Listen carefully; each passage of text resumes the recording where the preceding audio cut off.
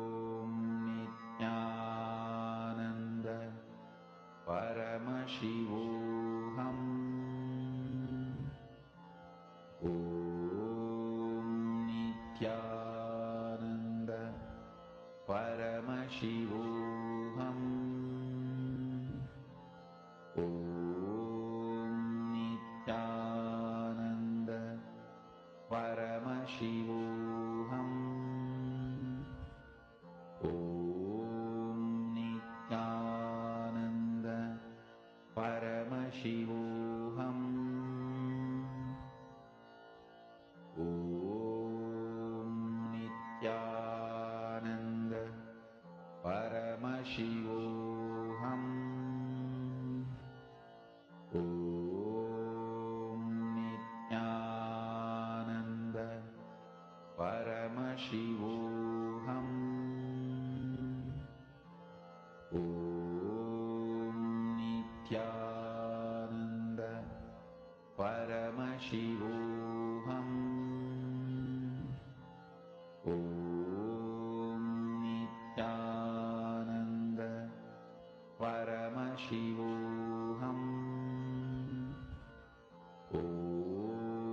Nithyananda Paramashivoham.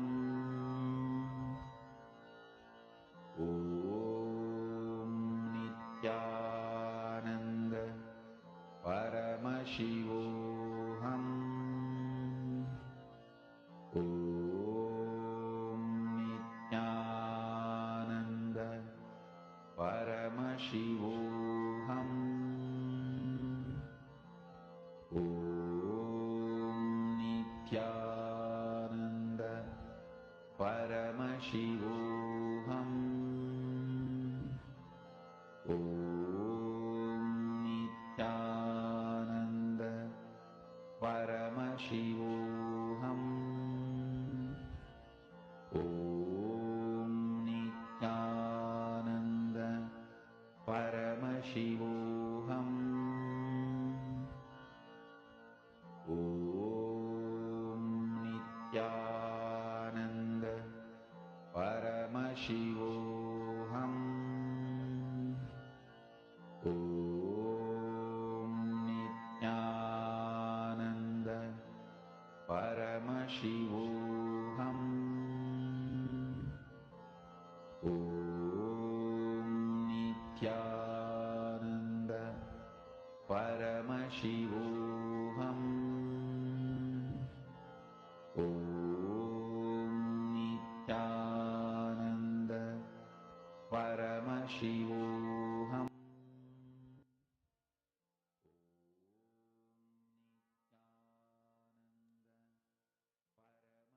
As all of us are doing this prana manifestation process,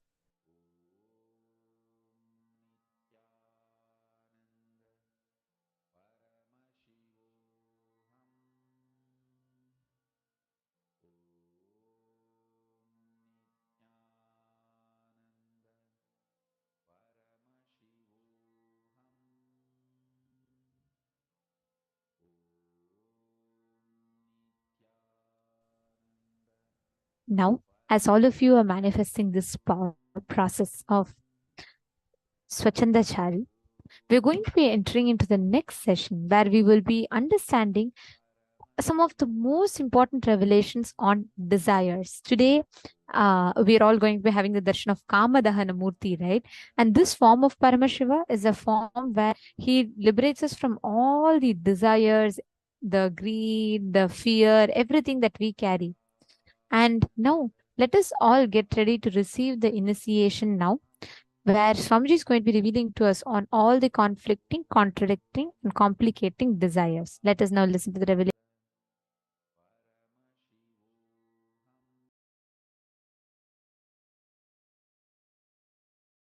Your desires are your life. Your desires are your life. Listen.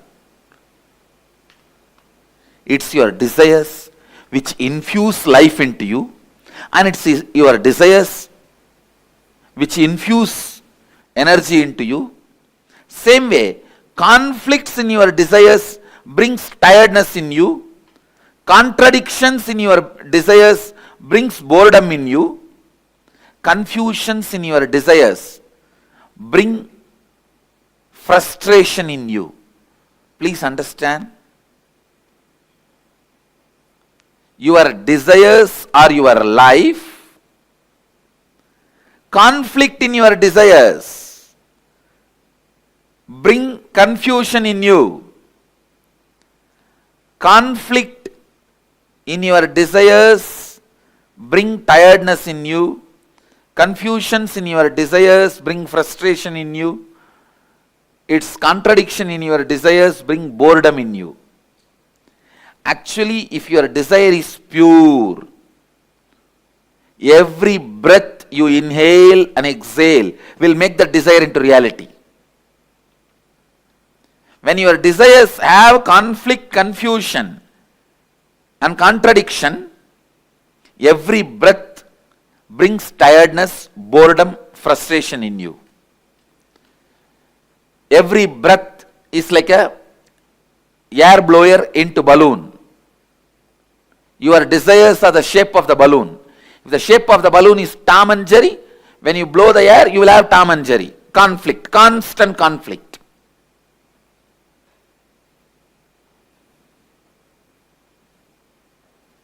If the shape of the balloon is just round, when you blow the air into that balloon, you will have a round balloon. The shape of the balloon is tall. When you blow the air into it, you will see tall balloon. Your breath infuses energy into your desire. So the one and only thing you need to do in your life is not giving up desire, but removing the conflicts, confusions, contradictions in your desires. Please understand,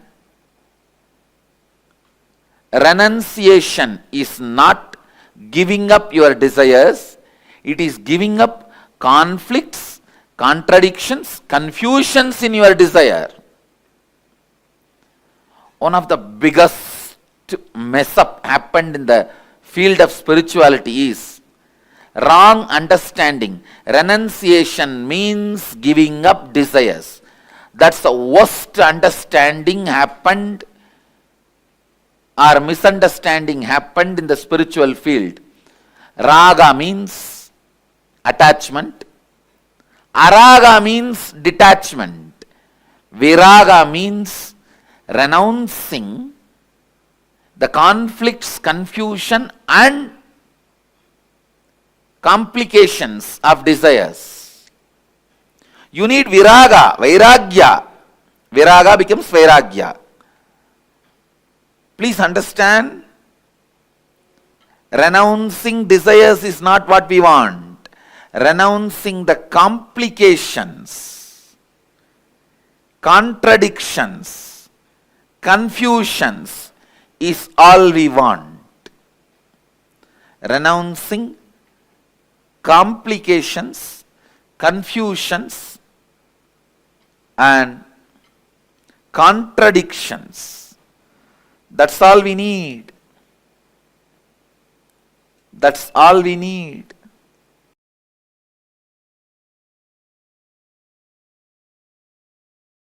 Be very clear. This is what I call, this is the definition of renunciation. Remembering nothing can make you powerless. Anything removed from your life cannot make you powerless is renunciation. Vairagya, raga means feeling obsessed, completely overpowered by the desire. Desire is raga. Attachment is raga. Obsession is raga. Araga means detachment, hatred. Viraga means knowing very clearly whatever you think as even core of your life, even those things, if they are removed, you will not become powerless. You will not miss them. You will not become empty. You will not be disappointed. You are not going to become dead. You will even forget you had those things or beings as part of your life. Having this clarity is renunciation. Understand? Having this clarity is renunciation. I tell you, this clarity, when it becomes your strategy in your life, business is war, your living is war, relationships are war, everyone is in their own Kurukshetra. Understand? Kurukshetra has never ended. Everyone has their Kurukshetra. Let this be your strategy for your Kurukshetra. No one can win you. No one can shake you. No one can frighten you. Be Vedanta Kesari, the lion of Vedic strength. I tell you, because I have applied this strategy, I applied this cognition in my life again and again and again, and I saw I always won the game. I always won the game.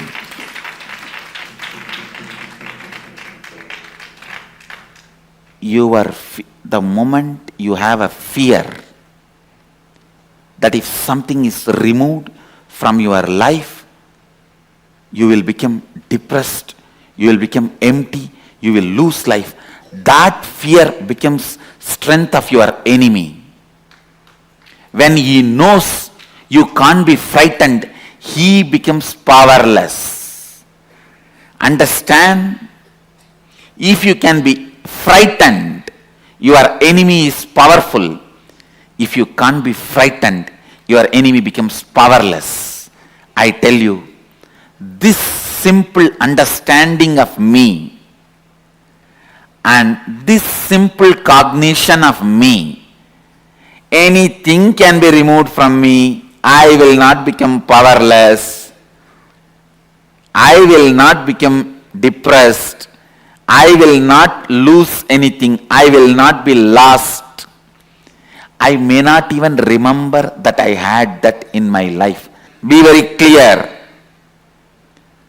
The spiritual truth, when it becomes part of your cognition and strategy, anywhere you go, Krishna is driving your chariot.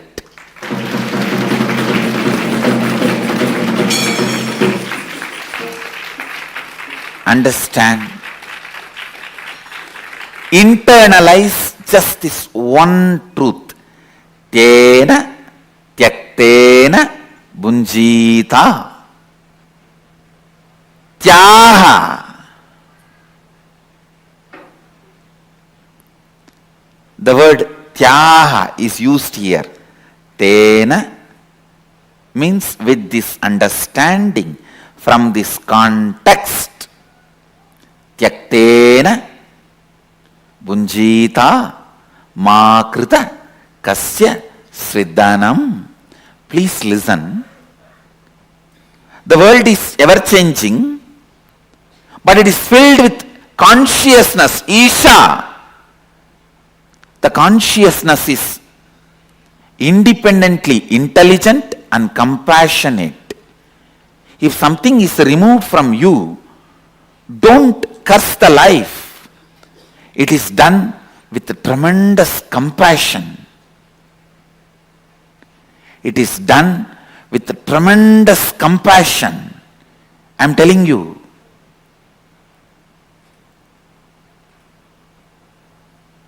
Here, Upanishads are declaring you to do tyaha, renouncing, you to renounce with this context of Isha Vasyam Idagum Sarvam Yatkincha Jagatyam Jagat, means world is changing and it is established in changing and it is filled with consciousness, Sachidananda, which is intelligent, truthful, blissful and compassionate. I tell you, a blissful being will always be compassionate being. When you are blissful, you will see all the good things, best things comes out of you. When you are blissful, you will be such a good person. Only when you are frustrated, you will express all bad qualities, violence, cunning strategies. A blissful person is always compassionate person. Isha, consciousness, independent intelligence, which has its own will, functions out of pure compassion. So understand, renunciation is not supposed to be done out of frustration or inability or powerlessness.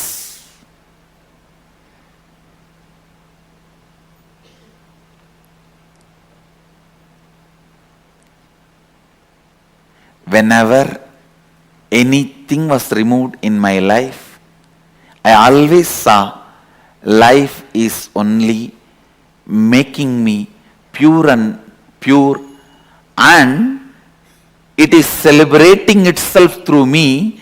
It is providing opportunities to reinvent myself.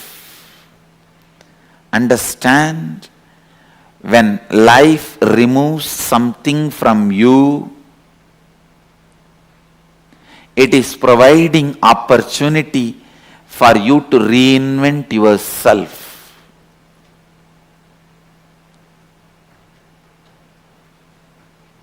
And when you are clear that nothing can frighten you, nothing can make you lost, nothing can put you in powerlessness and depression, and I also want to tell you, you will understand exactly who is the exact enemy. You will exactly pinpoint who is your enemy, where things need to be done.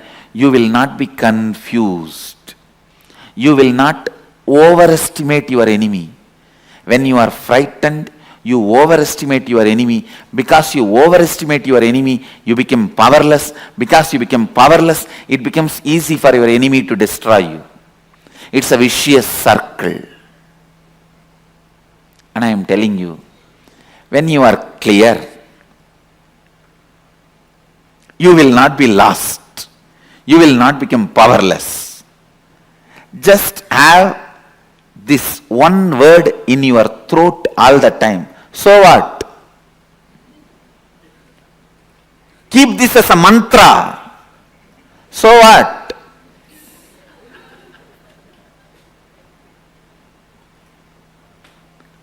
Know clearly, nothing removed from you can make you powerless. And life removes it only to make you understand you can live without it. Reinvent yourself. Wake up.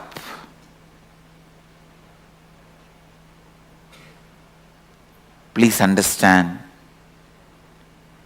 I am not giving you any moral lesson. I am not giving you any self-development lesson. I am not giving you any self-help lesson. I am least interested in all of that. I am not even interested in you. I am interested in truth.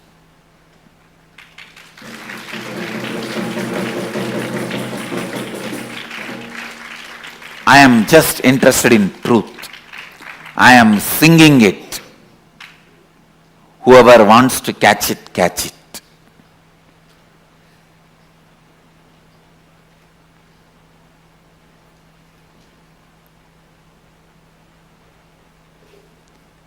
Understand.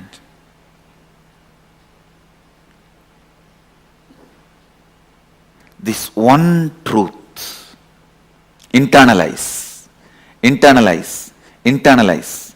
Today's homework for all the satsangis. List out 10 items which you really thought if it is removed, you will be lost, your life will collapse, but it was removed. Not only you are living your life now, you even forgot you had that once in your life as part of you. And I guarantee you will have 10 things, either persons or things or place, at least 10 things will be there. Pen them down and put it in your Facebook as a status. Pen the 10 things down, put it in your Facebook as status. With your own understanding of today's satsang, you paraphrase it. Now whatever I shared, you paraphrase it and put these 10 things which was part of your life, which you really felt if it is removed, you will collapse. But now it is not there in your life, and not only you have not collapsed, you even forgot that they were part of your life at one time.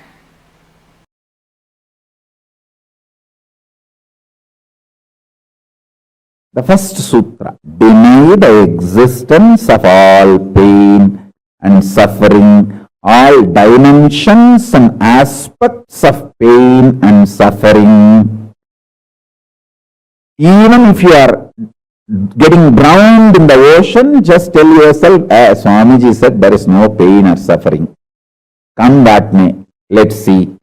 But there is no pain or suffering. Be very clear. You won't have death. Death is not end.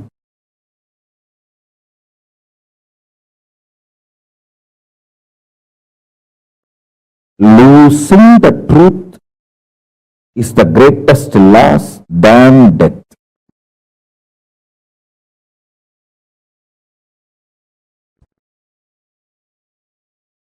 Society has brainwashed you too much. Society has brainwashed you too much by giving the multiple layered lies. Listen. This multiple layered lies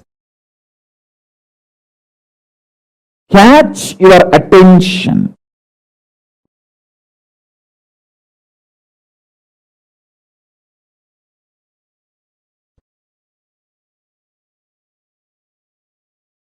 Even if you are convinced about the one lie, gone. You have put your leg on the slippery rock and you will land in the end delusion. Don't.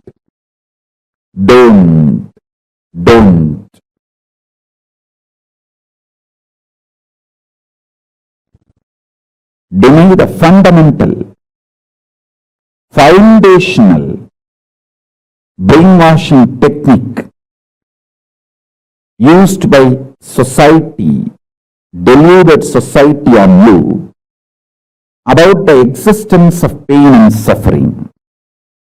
Listen, it is not okay to be normal with absolutely sick social conditioning. Don't try to be normal with the shit, sick social conditioning.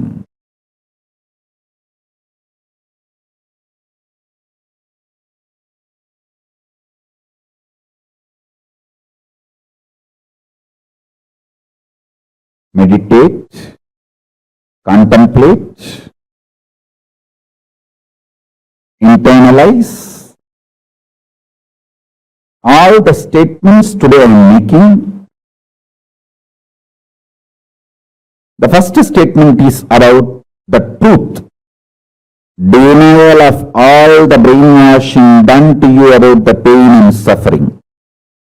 Second statement, this decision to be in truth will expand your brain's ability to reflect, radiate, manifest superconsciousness with the powerful cosmic space and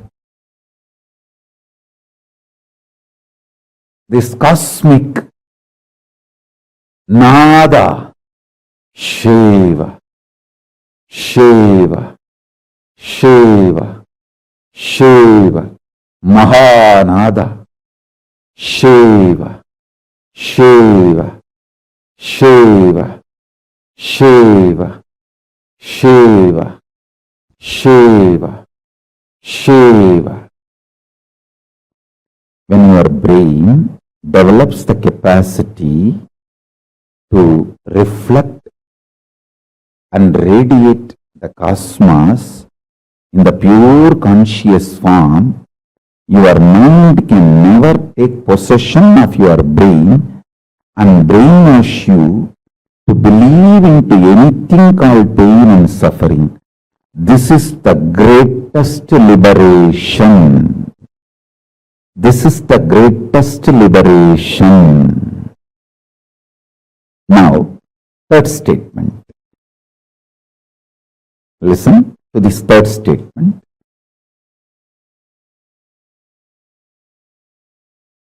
I am having 25 heads, one consciousness. In you, you have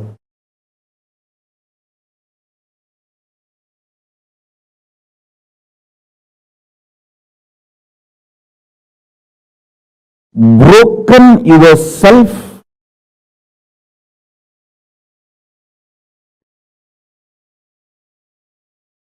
into 25 consciousness, even though you have only one head.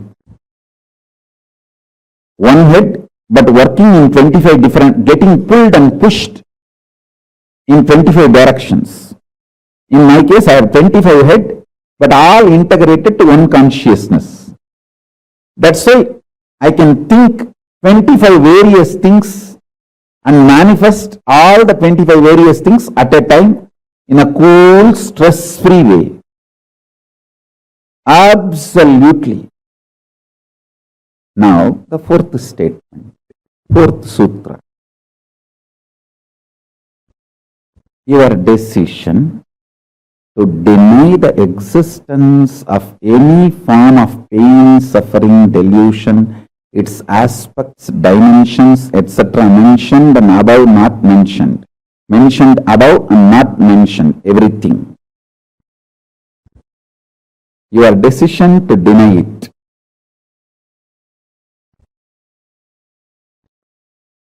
makes such beautiful space in you. Simply start manifesting powers and play with the powers. That will give you tremendous confidence to strengthen powers and powerfulness and deny the existence of pain and suffering and the lower way of existing.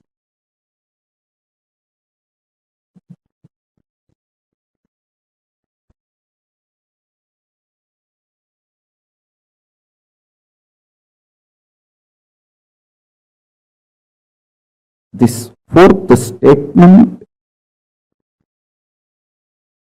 you should intensely listen repetitively and meditate, internalize. See, you become Bhairava.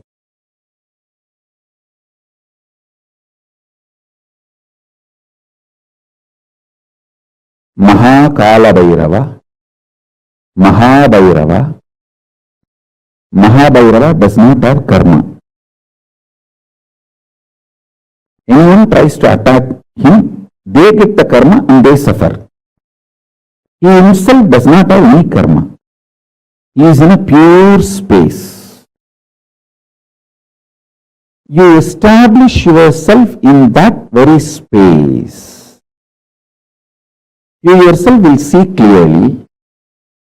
When somebody does good to you, they get good. When somebody tries to do bad to you, they get bad.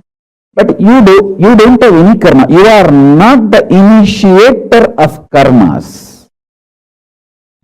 And suddenly your past disowns you. Not that you disown your past disowns you. Your past should disown you. Then you are liberated once for all.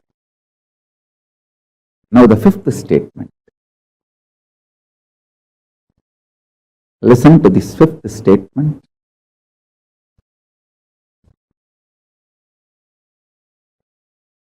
When you start actively practicing this truth, express it in your inner image with yourself, through your outer image with others, all the conflict will become irrelevant. Be powerful, bold, to stand any stress created externally or internally. When you manifest this truth and demonstrate your vairagya and will persistent, uncompromisingly, vairam vainda vairagyam, vairagya like a diamond, vajra vairagya. That's all. That's all.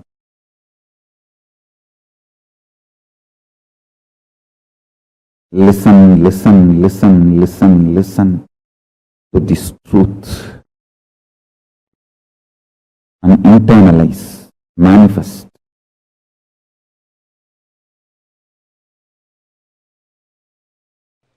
Fatigue decision or decision fatigue means fatigue which happens to you by making decisions. Actually, decision fatigue is fatigue decision. Listen. Decision fatigue is nothing but fatigue decision. I'll explain. When you decide to superimpose elephant on a wooden sculpture, elephant, the fear or greed or other emotions, opinions associated with elephant gets aggravated in you. When you go through that ups and downs, incompletions, you become tired. You getting cheated by yourself is what I call fatigue decision or decisions of fatigue. The decision making leading to fatigue, or out of fatigueness you decide to be arrogant. I tell you, fatigueness, when you are tired, you decide to believe you are doing too big things because you need to justify to yourself you are big, you are doing something great. I can't understand people becoming tired by traveling. They say, oh, I came from Chennai to Bangalore, I am tired, I have to go and lie down. Hey, what have you done other than sitting in the AC car? It is just most cunning, arrogant way of cheating others. Unfortunately, while you utter these words to cheat others continuously, after 4 or 5 times you start believing that words and get cheated.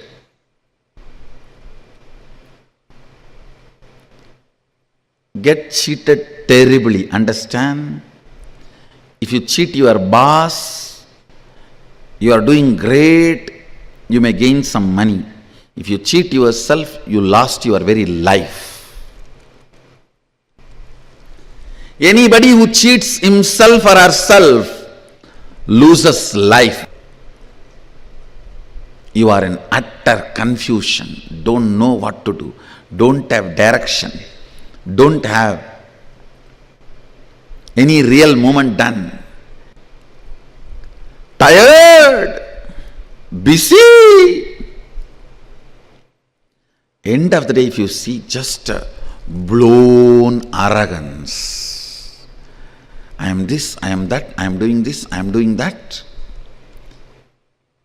Actually, if you see what you are doing, nothing more than calling or talking.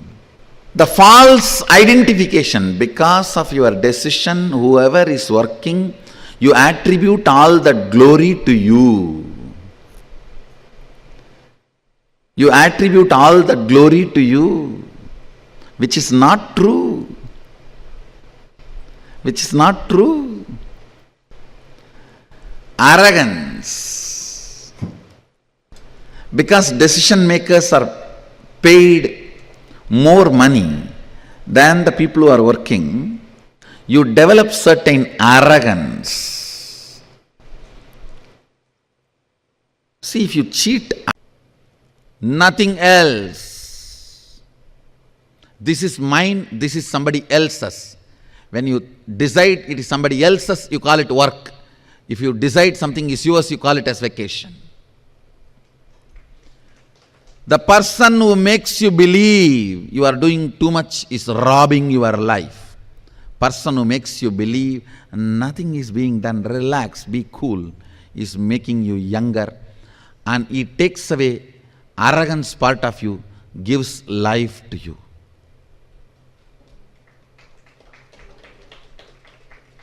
Become bold, not bald.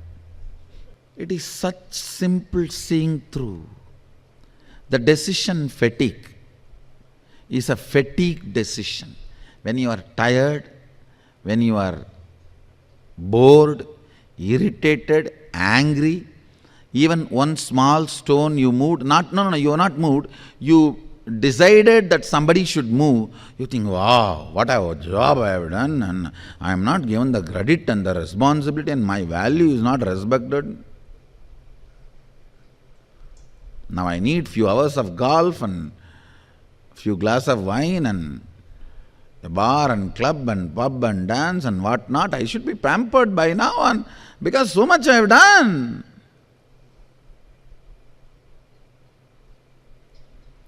Everything which is denied for common man should be provided for me by now because I have done so much. Stupidity. Fatigue, decision and decision fatigue is the acid used in the tub in the Matrix movie. How in the acid you are made to sleep and kept in the slumber. That acid is decision fatigue and fatigue decision, both. Both are one and the same. Tiredness comes by the decision making and you deciding to entertain the tiredness, and out of the tiredness making more and more stupid decisions of that you are too big. Tyaga is asserting the higher reality, ultimate truth, and ferociously asserting the ultimate truth and dropping all other identities and interferences of those identities and inferences of those identities. I am Paramashiva. How can I be this silly? That's all. That's the ultimate principle. I am Paramashiva. How can I be this silly? That's the ultimate first principle of Tyaga. How can any fear touch me? How can any greed reach me? No. I am Paramashiva. Drop the identities which is causing fear or greed. That is Tyaga. Tyagenaika amritatvamānasuhu. Tyagenaika amritatvamānasuhu. Tyagenaika amritatvamānasuhu.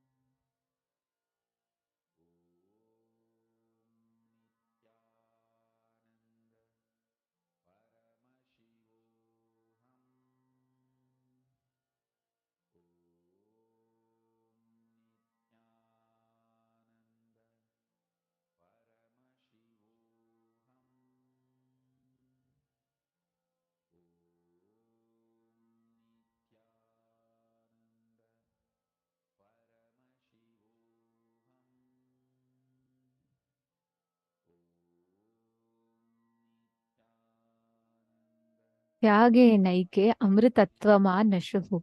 It's a very, very beautiful verse from Mahanarayana Upanishad. Swamiji explained beautifully, right?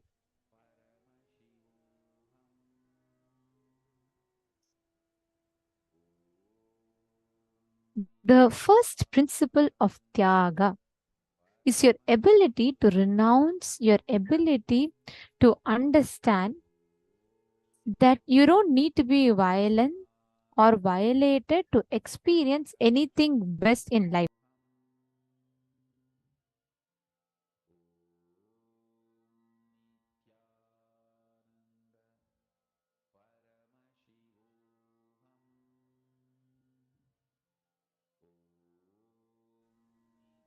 There's a very beautiful verse. This verse that Swamiji quoted, it goes as Na karmana na prajaya dhane natyake naike amritatvama parena nakam nihitam guhaya vibrajade dadyatayo vishanti Vedanta vijnana sunischithartha sanyasa yogadyataya shuddha sattva aha te brahma loke tu para antakale paramritat parimuchyanti sarve dahram vipapam parame eshvabhutam yat pundarikam puramadya saggastam tatrapi dahram gaganam vishokastasmin yadantastadupasitavyam yo vedadau svarah prokto vedante cha pratishtitah tasya prakritilinasya yah parasa maheshwarah. This verse is a very, very beautiful verse. Actually, it's one of my most favorite chants. This depicts, it says, na karmana, na prajaya, na dhane, na tyage naike amritatvama nashuhu. It tells, na karmana, neither by your deeds, na prajaya, neither by the people that you have around. Na dhanena, nor by huge wealth, but just by tyaga alone, one can experience amrita, the ultimate nectar, the eternal nectar. Tyage naike amritatvama nashuhu. All our desires, right, currently that we have, Every one of us constantly carries so much of comparisons. Continuously, we feel we carry a lot of comparisons in our inner space. Oh, why is it like this? Why is it like this? I know I don't get it. She doesn't get it. And it is like this. This is like that. Constantly, we carry so many comparisons and we try to fit ourselves on that scale of comparison. Putting yourself higher up than others or putting yourself down, both are wrong.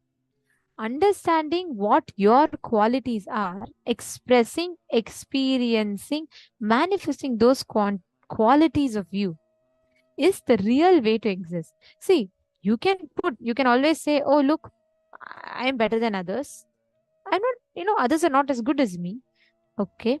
Or many times you may bring in the cognition that, oh God, see, everyone is better than me. It is just me. And I'm alone like this. I'm alone struggling, suffering. Both of these are wrong.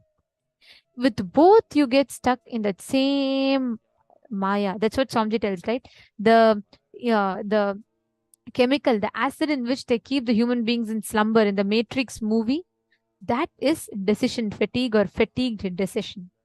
Maya, the illusion, keeps us in delusion, continues to keep us in delusion by putting us in that matrix, like how Swamiji said, right? In the Matrix movie, actually, if you all would have watched, right? In that there'll be the humanoids, the robots and all, the AI will keep the human beings in incubation or like, putting us in slumber by putting us in a particular kind of a chamber, like a liquid, some acid.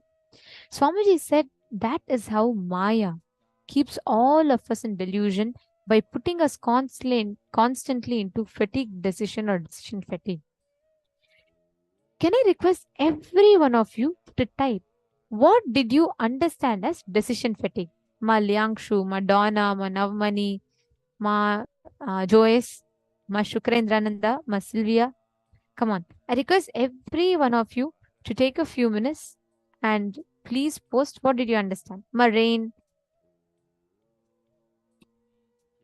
please post and let us know, share with us what do you understand as decision fatigue.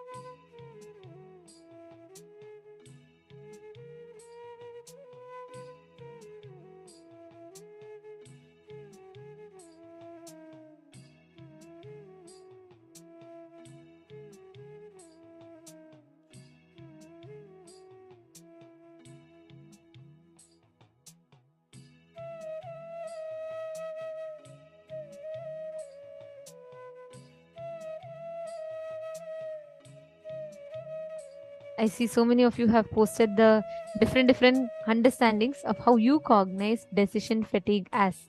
Okay. So I make excuses for myself. Marina has posted. I make excuses for myself my time to time.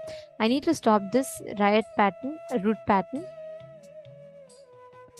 now and not bored, just arrogant, lazy. Okay, tired of making decisions is decision fatigue. Okay, thinking too much, living in the mind and not reality. Beautiful. Ma Nitya Sada Shivaya has posted. Ma Susan has posted decision fatigue is cheating yourself.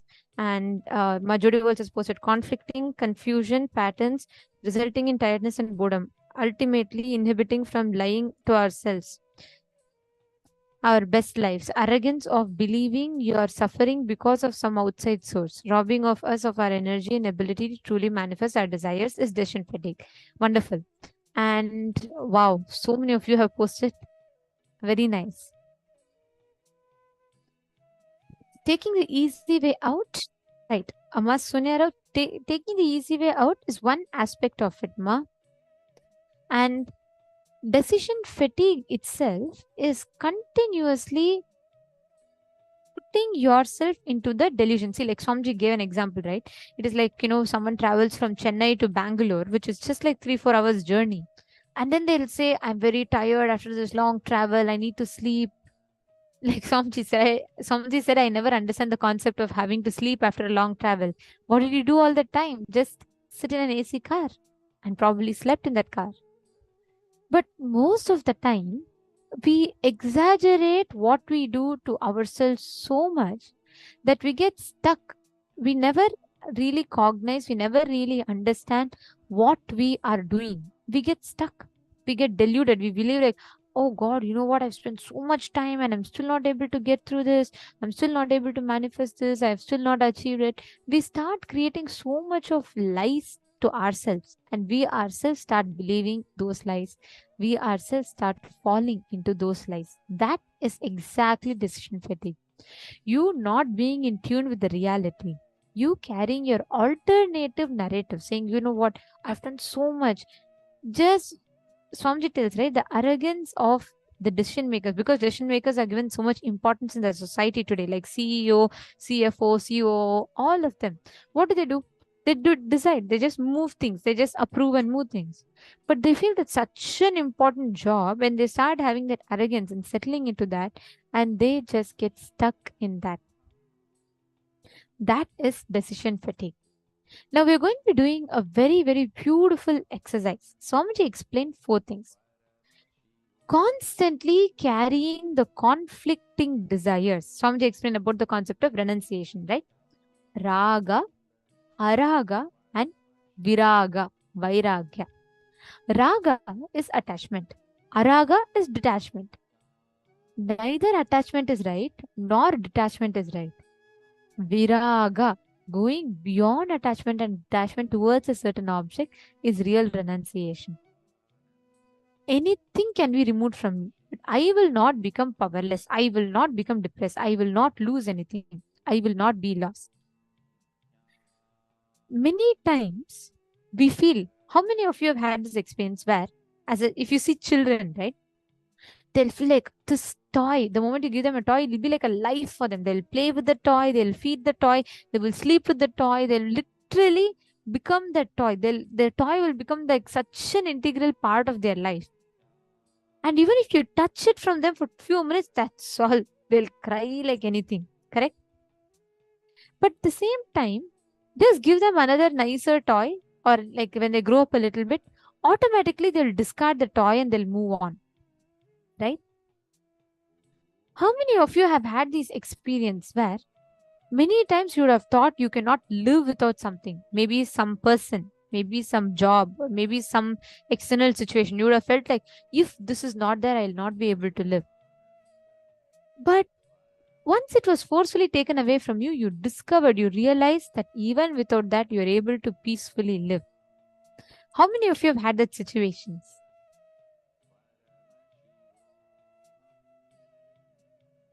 Exactly. Life removes from us only to make us realize, hey, even without that, you can exist. You can be happy. Even without that, you can exist peacefully. That experience is viraga. Now let's do one thing, okay? I'm going to request every one of you to take 10 minutes of your time. List down 10 items in your life which you really, really protected. You are afraid that without that means you will not be able to live. Your life is dependent on that. It's a very important part of your life. You cannot miss that. But once it was taken away from you, your life was just as is. You even forgot the name of it. It could be a watch, it could be your favorite doll, it could be your favorite person, anything. Just list it down.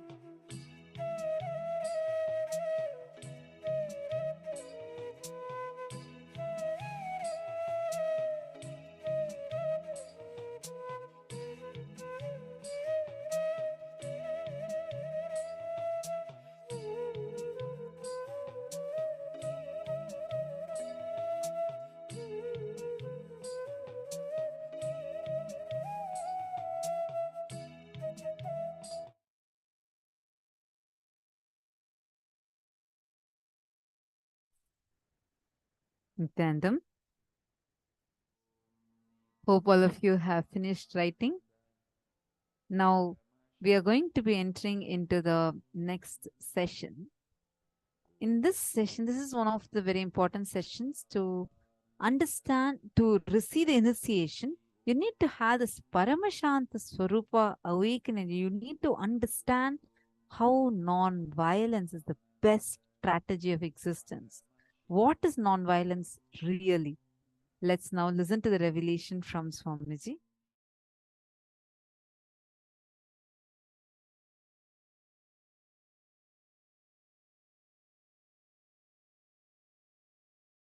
Paramashiva's message directly from Sri Kailasa. Listen.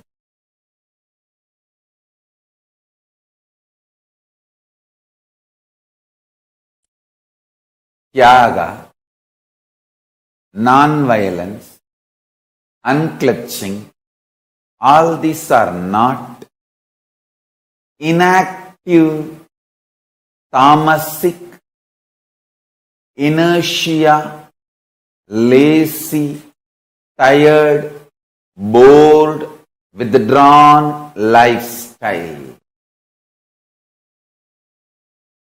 Non-violence means not only you will be non-violent, ahimsa, established in ahimsa, you will actively practice ahimsa and enrich everyone to live ahimsa. You will create an ecosystem where ahimsa can be practiced with integrity. Understand? All the infrastructures needed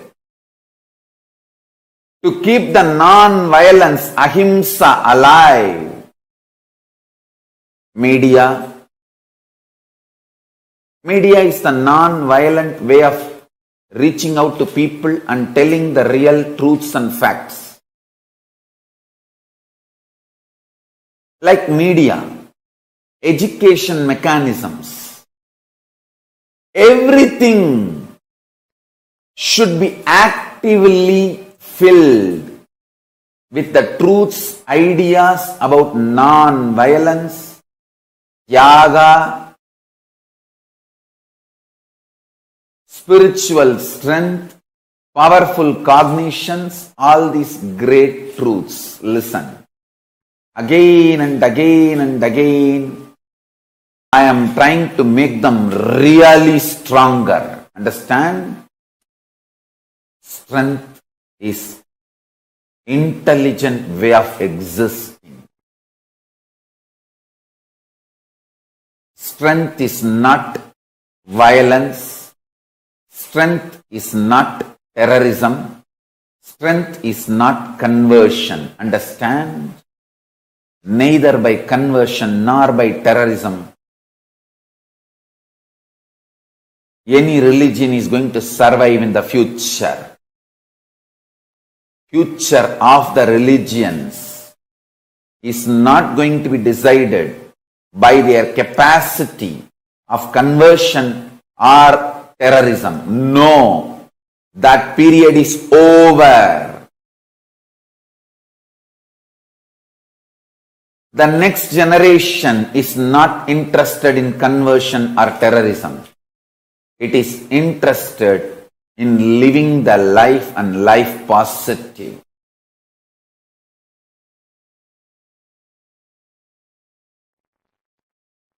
All violence is delusion. Please listen. 99.9999% of the material out of which you are made and I am made. Listen. 99.9999% of you and 99.9999% of me, both not only same stuff, they also know each other as the same stuff. Hey, listen, I'm talking to each one of you. Listen to the second statement, that both material know that they are one and the same. That 0.0000001%, that only is the little arrogance, anger, makes you and me feel separate inside you. I call it delusion. I tell you, the worst delusion, greatest delusion, illusion in the universe is feeling of separation. Listen, 99.99999% of the stuff out of which you are made, I am made, all of us are made, that stuff is same. And the most important thing is not only it is same, it knows we are all same.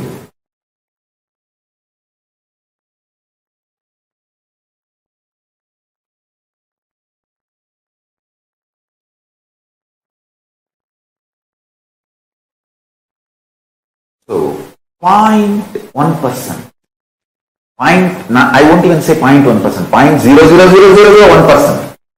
That only makes you feel you are separate from the universe. Anger and arrogance. Listen carefully. That is why I am telling you,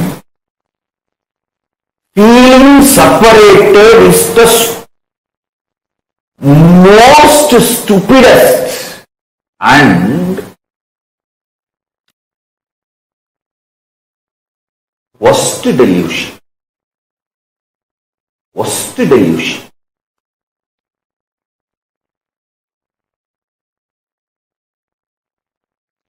It is from the feeling separated stems violence. Violence is rooted in feeling separated. Royal knowledge, royal secret. Feeling separation should be handled with the tool of completion, not supported by your arrogance. When you feel separated, do not try to support your thought currents with arrogance. No. Try to deal yourself with completion. I tell you. I am telling you some of the basic truths.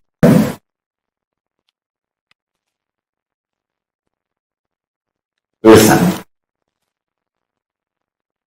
Listen carefully. Inside, if you decide no violence, no separation, if there is a separation feeling, no question of encouraging that feeling. Listen.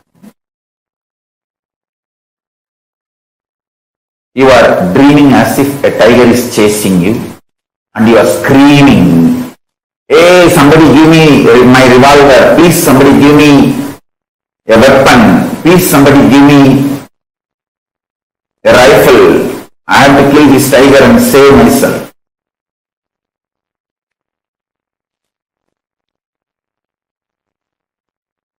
Unless your wife is really angry with you, she will not give you the revolver. Because if you get the revolver in the deluded state, you will surely kill yourself. are the people around you, not the tiger you are seeing in the dream and in your delusion. Listen. When you are deluded and screaming like that, all you need is somebody just pouring a cup of water on you or slapping you for you to wake up. You need alarm, not revolver. Understand?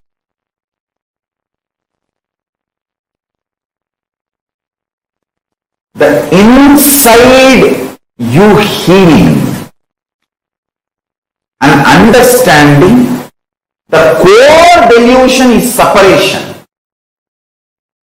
From the core delusion starts all violence and violent strategy.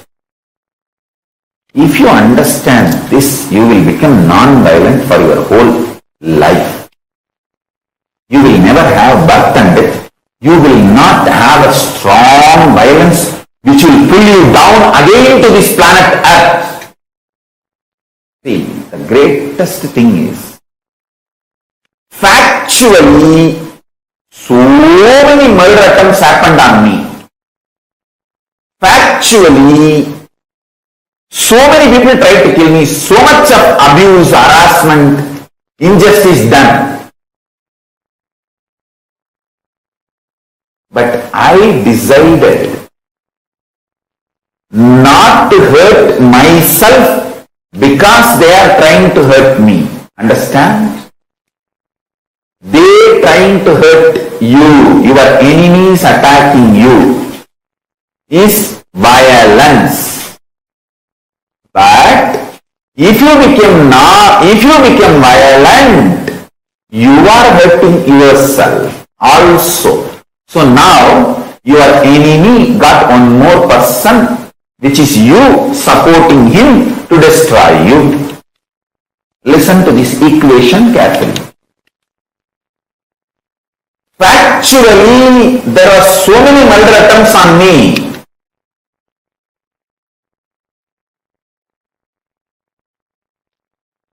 Lawfare, character assassination, murder attempts, assassination attempts, literally destroying my whole hard work and sangha, making me illegitimate. Everything happened in factual level.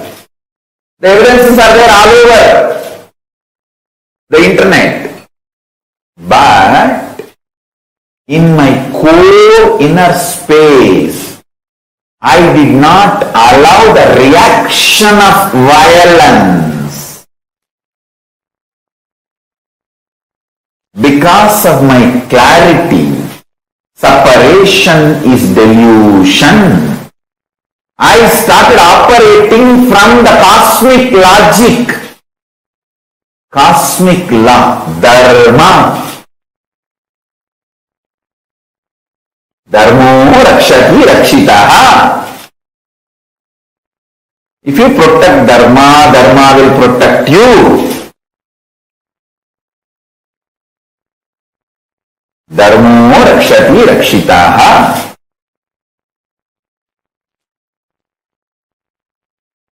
Listen.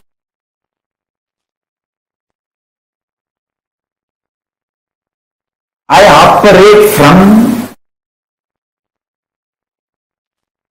the cosmic law, cosmic logic. I never became violent. I only started analyzing what should I do now to fulfill my mission. What is my mission? To bring all the great things from Kailasa, Paramashiva's grace first.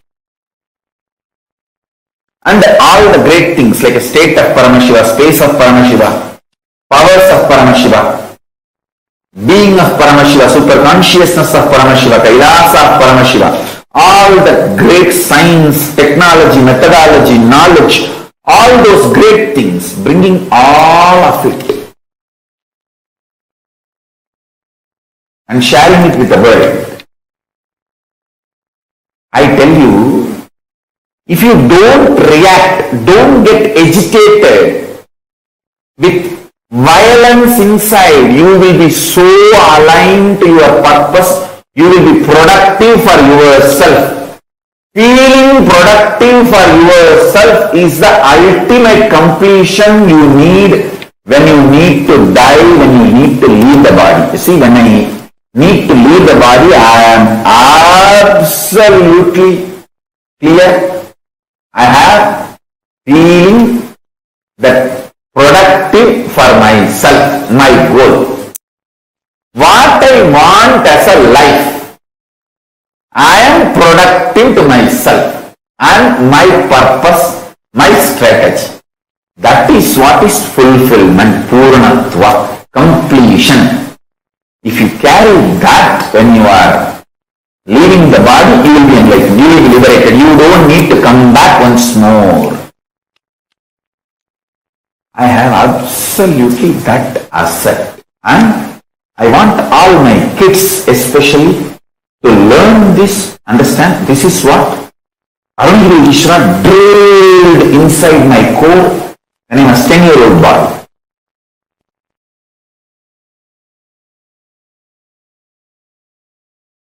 Listen carefully. This is the most important punch. Even if you are trying to clean up the mess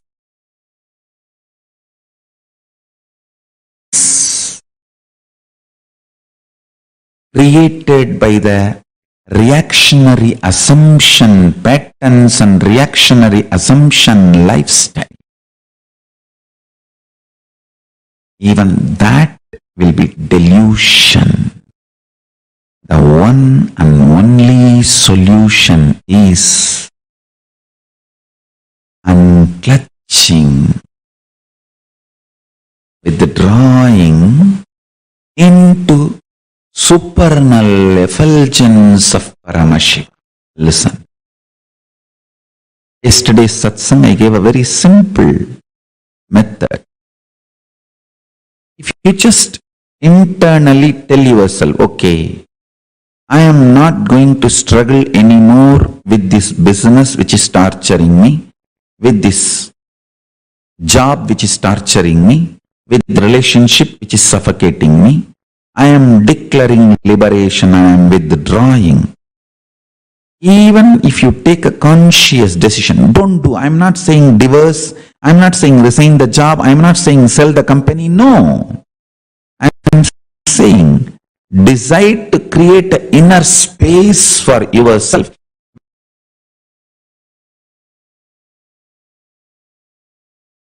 From the moment you wake up, the way you wake up, the way you feel about you and life when you wake up,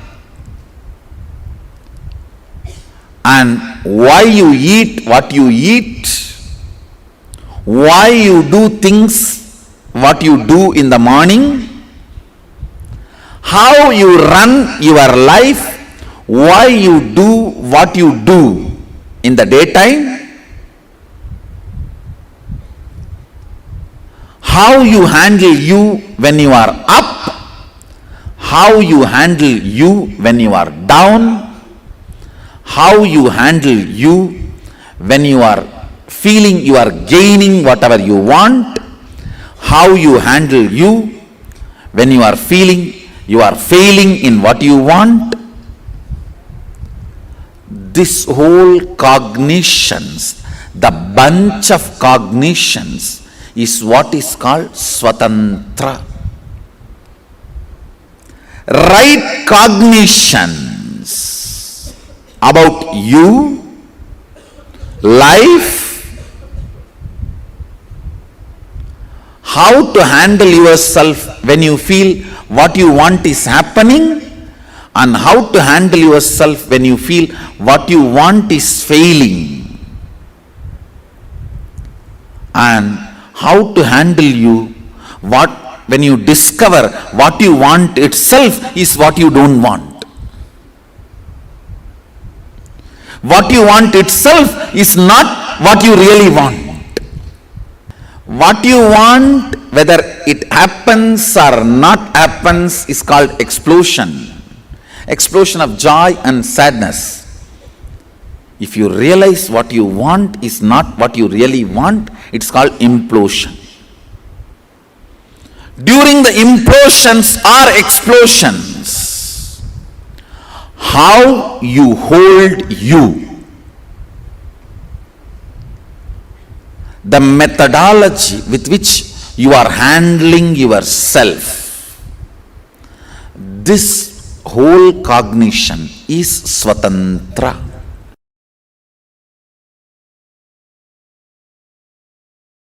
Listen carefully. Shanti means able to see the gap between what is the instinct of the I and what is the instinct of the mind. That is Shanti. Able to see inside your inner space.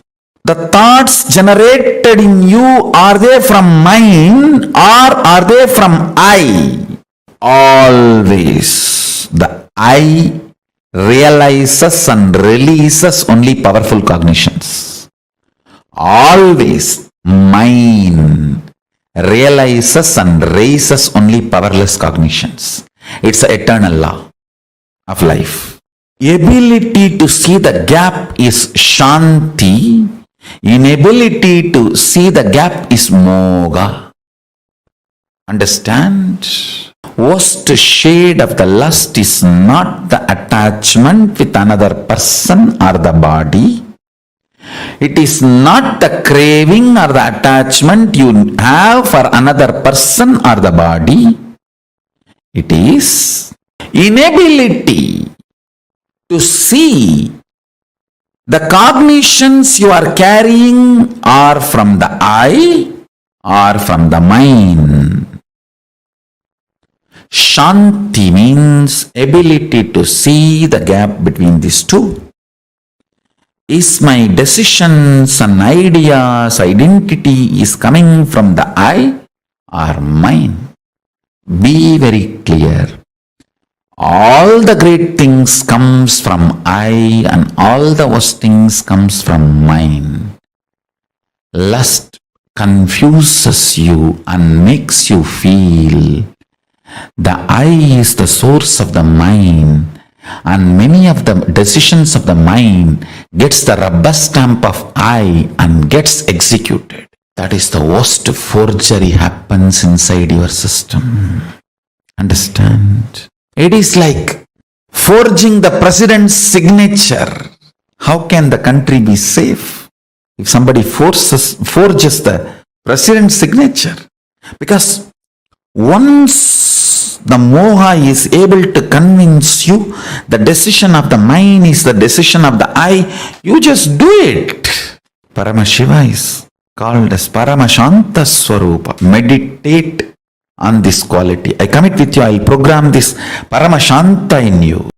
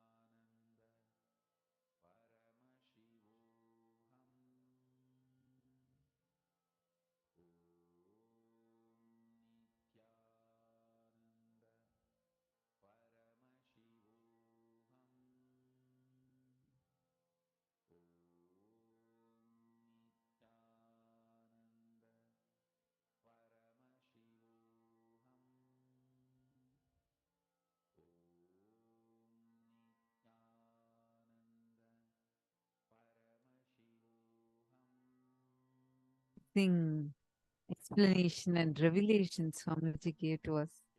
Whether it was about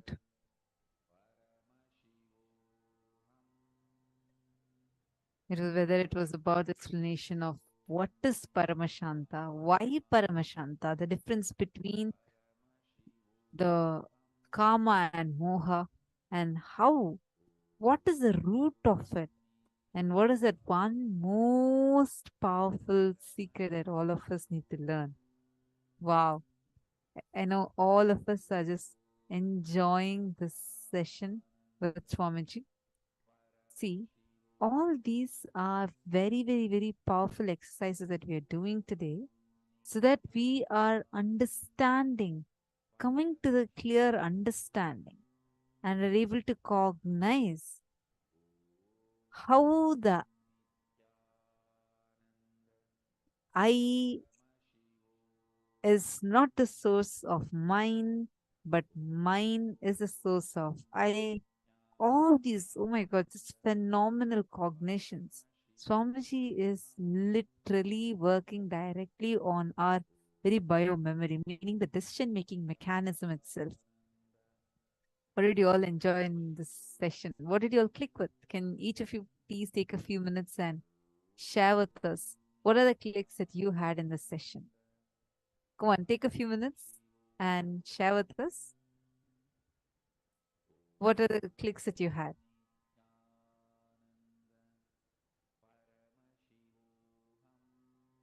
This, right? Swamiji explained about ahimsa paramo dharmaha. Our non-violence happens in multiple levels, like being violent towards Mother Earth, being violent towards ourselves, being violent towards others.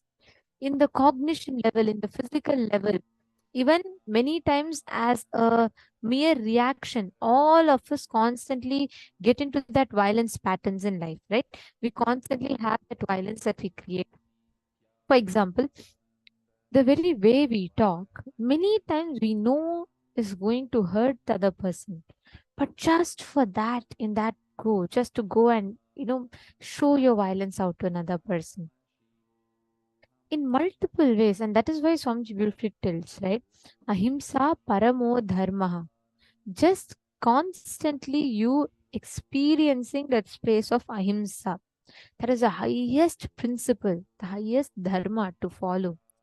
When you are in the space of ahimsa in your inner space, you will see how constantly you'll experience that that inner peace inside of you. Just through non-violence, the inner peace is attained. Only through non-violence, the inner peace can be attained. That is what we're all going to be, I should say, getting initiated into today. Ahimsa paramo dharmaha. Now, let us all do a very powerful exercise quickly to understand what Swamiji revealed in this. I request every one of you to take a few minutes and please post whatever you have understood.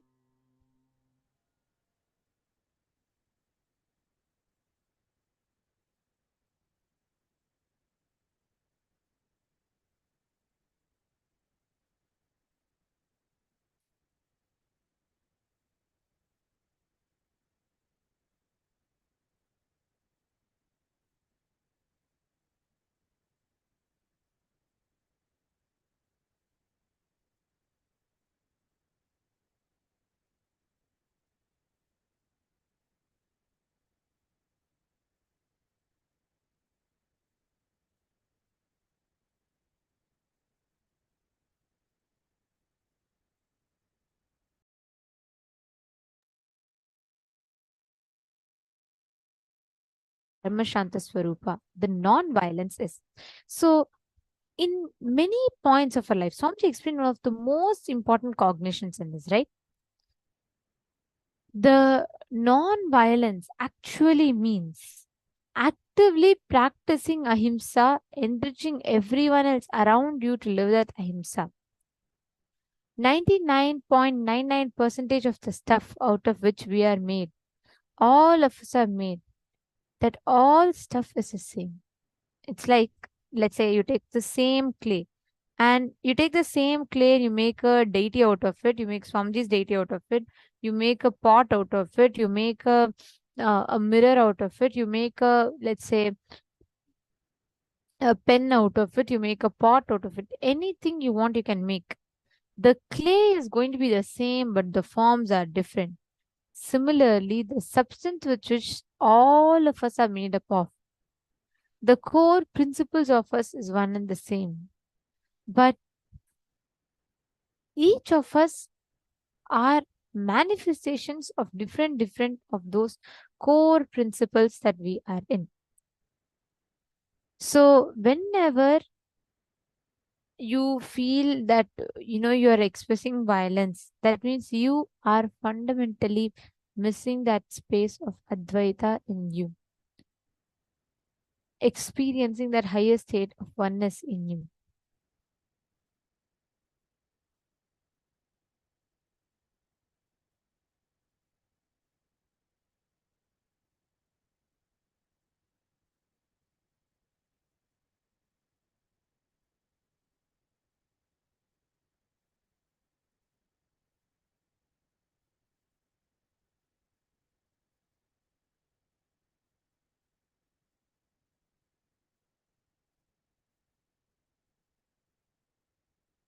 So write down the 0.00001% of you that makes you feel you are separate from the universe. Every cognition that makes you feel you're not divine, please pen them down.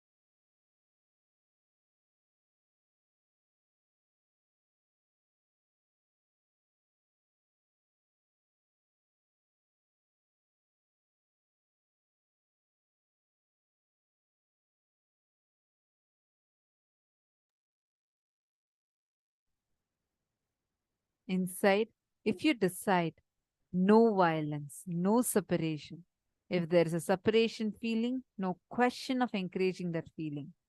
Dharma, dharmo rakshati rakshitaha. Dharma will protect you. Dharmo rakshati rakshitaha.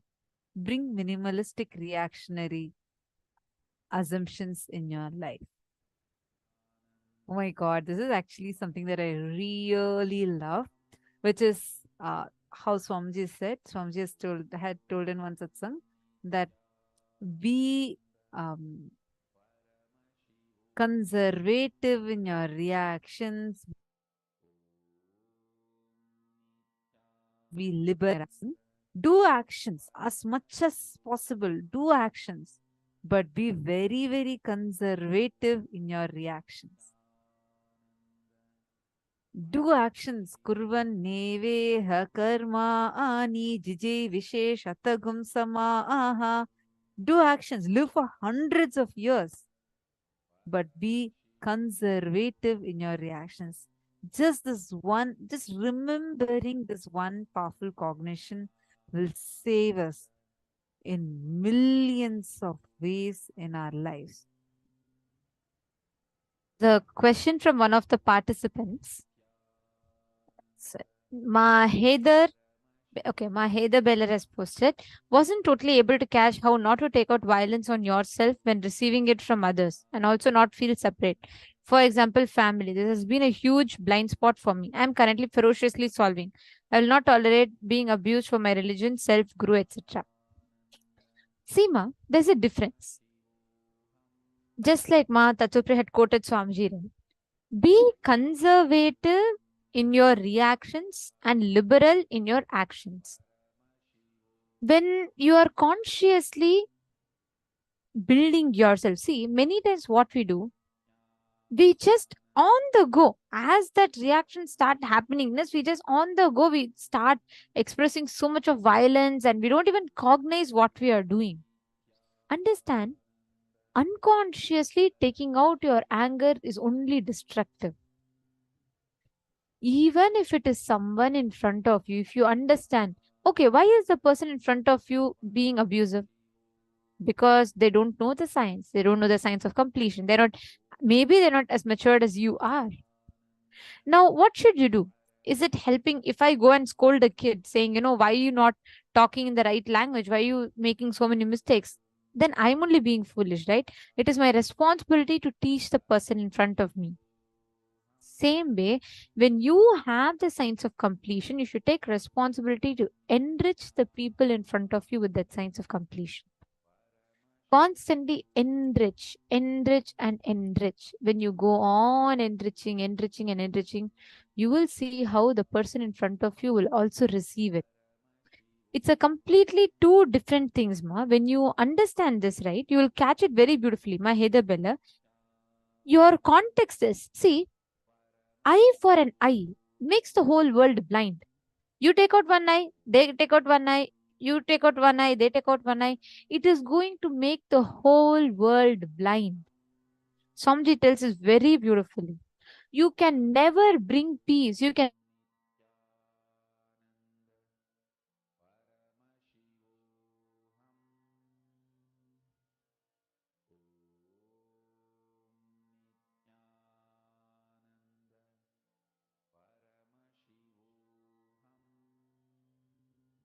never resolve a fight. Right? There are two different things. Right now, the mode that you're operating from.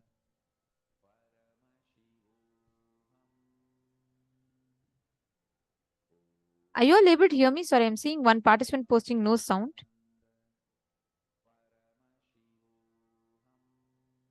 Nityanandam, can you all hear me, please?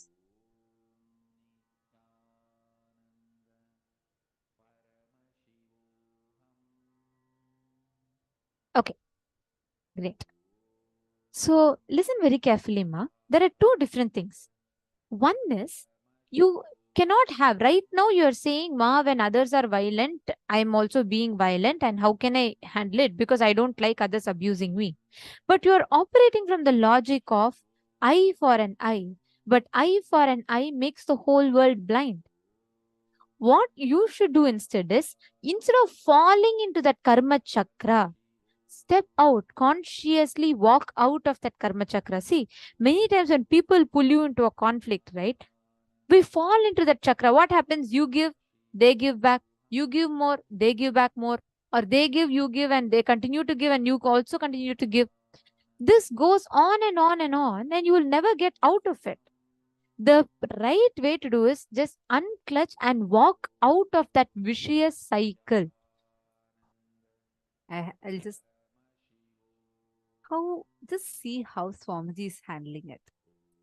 Just see Swamiji. For the amount of things, injustice that Swamiji has faced.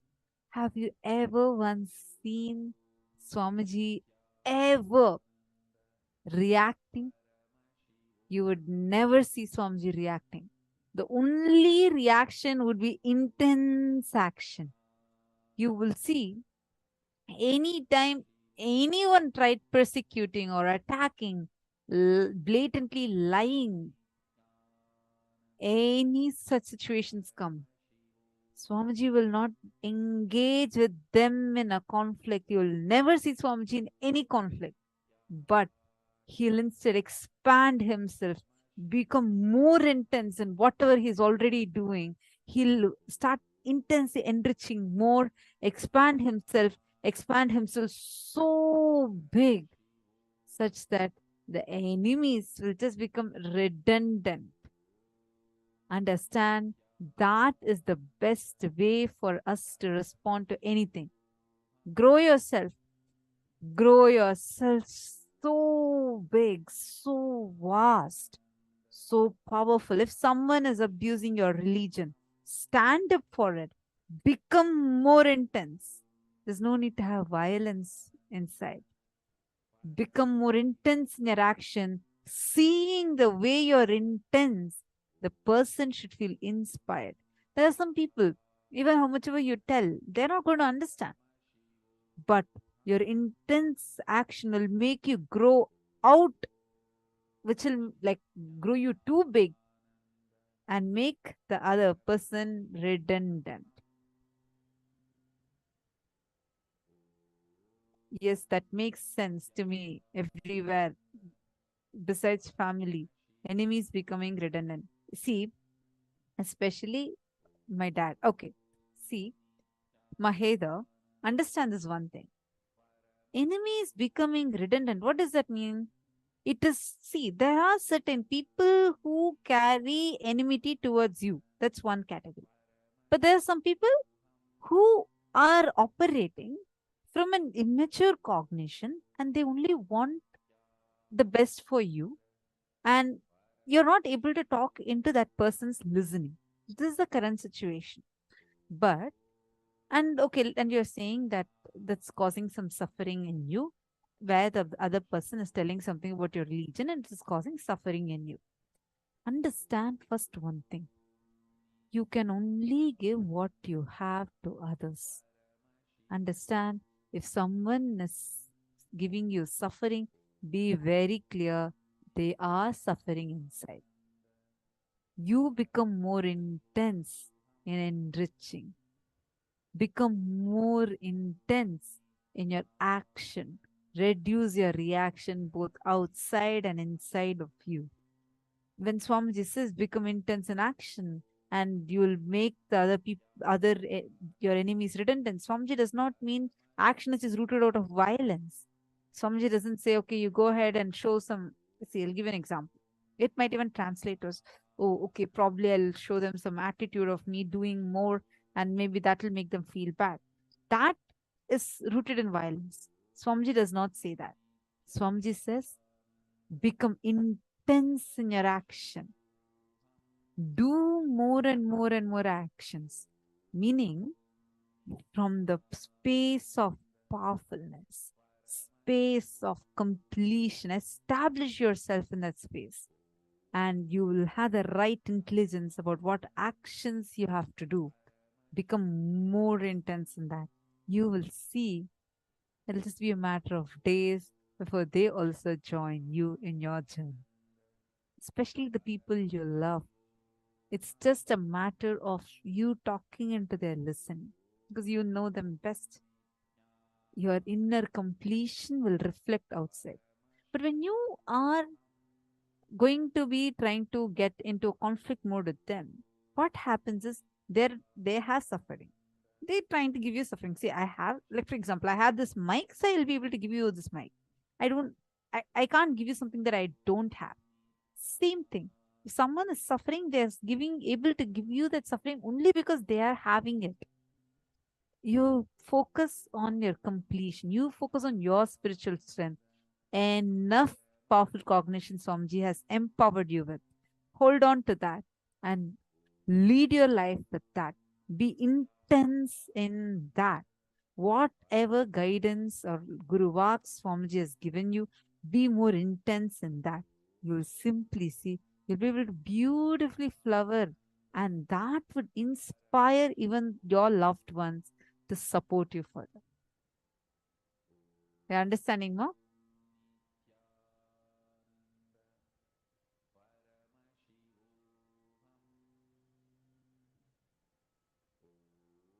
Every one of you, how many of you are committing to establish yourself in the space of non-violence? Can I request every one of you to put yes?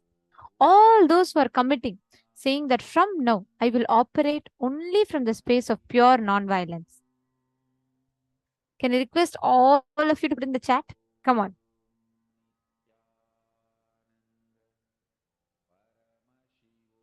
Okay, beautiful.